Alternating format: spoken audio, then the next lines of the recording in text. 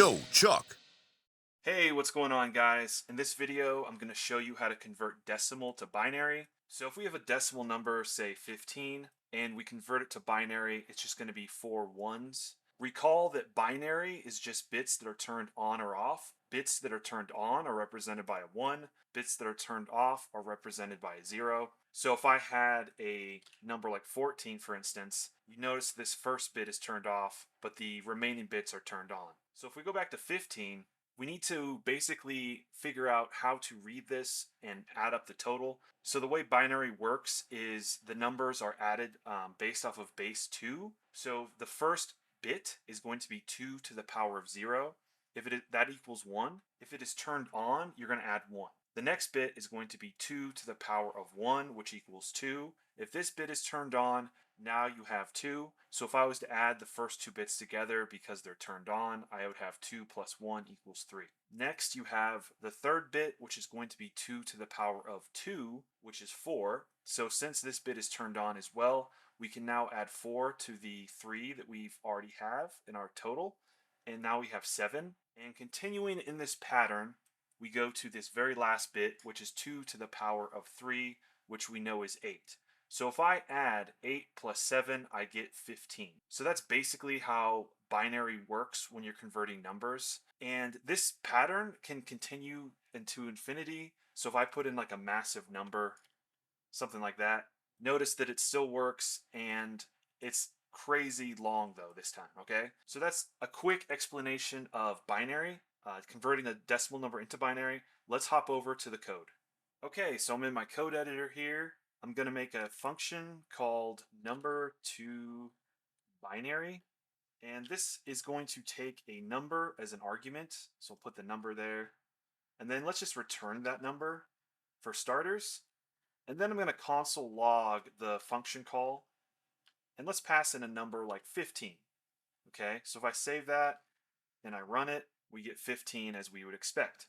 So how can you convert 15 into a binary number? Well, what we first need to do is make some variables. I'm going to make a variable called I, and this is going to be my iteration variable. Initially, it's going to be set to 1, but every time I iterate through my loop, I want to set I times equal to itself times 10. So what that's going to do is basically give me a number that I can place my bits in the appropriate spot. You'll see what I mean when we actually implement the code. Next, I'm going to make a variable, let's call it rem, and this is just going to be the remainder. You can set it to 0, you could set it to just nothing, you can just declare it. So the remainder is going to basically be the number modulo 2. So what this does is modulo 2 is going to reduce 15 until its lowest point, which is going to be 1, right? So that would be 1, because 15 is not evenly divisible by 2, so you can reduce 15 until you reach 1. If you had a number like 14 and then you did modulo 2, that would equal 0, because 14 is evenly divisible by 2, therefore you can reduce it by 2 until it hits 0.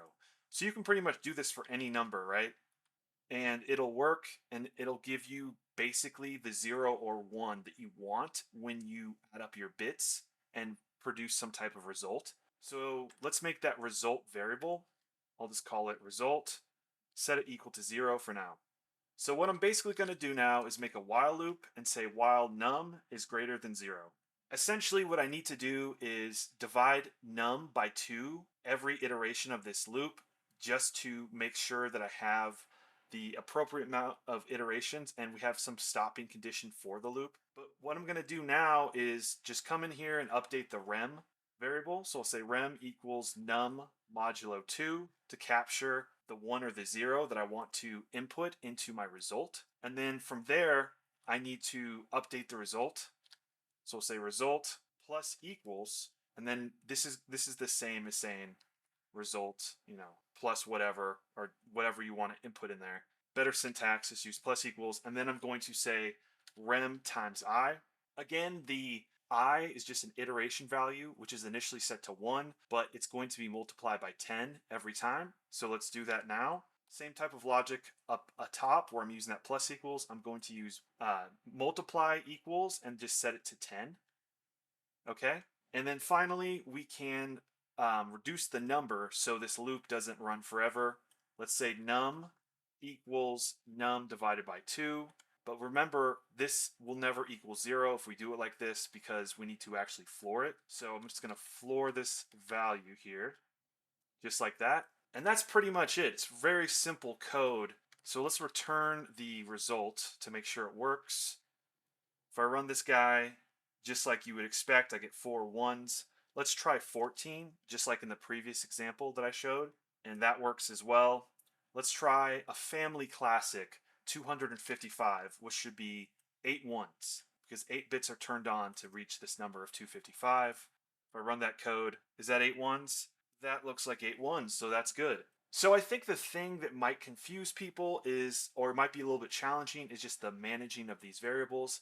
This is kind of intuitive once you start to play around with it. You're basically just getting that remainder value by using modulo 2, and then you're going to times that by the iteration value and put that in a result. And the iteration value is literally just a way to capture the right tens place or hundreds place, etc. You're trying to add to your result and put the bit in the correct position. And then, of course, you need some type of condition to reduce the number so this loop doesn't run infinitely. And that is what this math floor num divided by 2 business is all about. If you guys enjoyed this video and found it valuable, please like and subscribe the channel. I will see you in the next one.